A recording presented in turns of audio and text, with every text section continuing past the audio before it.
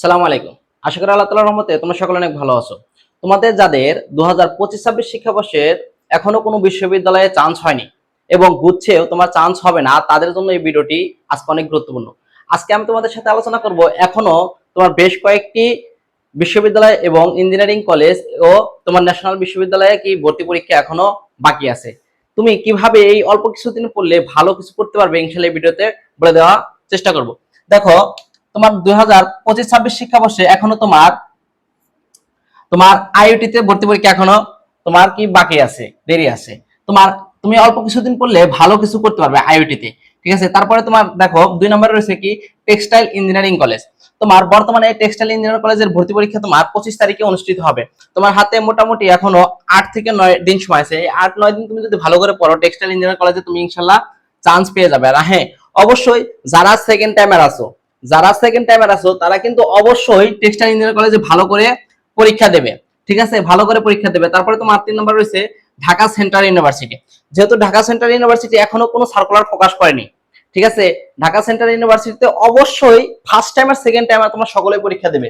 কারণ কি, দেখো, যারা ঢাকার মধ্যে থাকতে চাও, ঠিক আছে, ঢাকা সেন্ট্রাল ইউনিভার্সিটি তোমার বি ক্যাটাগরি এবং সি ক্যাটাগরি অনেক ইউনিভার্সিটি থেকে তোমার 2-3 বছরের মধ্যে এগিয়ে যাবে। কারণ কি, জগন্নাথ বিশ্ববিদ্যালয় কিন্তু একসময় তোমার কি ছিল, কলেজ ছিল। এখন কিন্তু জগন্নাথ বিশ্ববিদ্যালয় তোমার কি তোমার গুচ্ছের যে ইউনিভার্সিটি গুলো আছে এ ক্যাটাগরি ইউনিভার্সিটির চেয়ে অনেক এগিয়ে থাকে। তারপরে তোমরা অবশ্যই যারা সেকেন্ড টাইমার আছো তারা তো এখানে পরীক্ষা দেবেই, যারা ফার্স্ট টাইমার আছো তারাও পরীক্ষা দেবে। দেখবা যে 4 বছরের পরেই 4 বছর পরে দেখবা যে তোমার ঢাকা সেন্ট্রাল ইউনিভার্সিটি গুচ্ছের টপ ইউনিভার্সিটির সমতুল্য হয়ে গিয়েছে। কারণ কি, আমরা দিন শেষে সবাই কি ঢাকামুখী, চাকরির জন্য তোমাকে ঢাকা যেতে হবে। আবার চাকরি পরীক্ষা আমাদের বেশিরভাগই ঢাকায় হয়ে থাকে। আর তারপরে তুমি ঢাকাতে থাকলে একটা তুমি সুবিধা পাবে কি, ঢাকার সকল রাস্তা পথঘাট তুমি চিনে যাবে।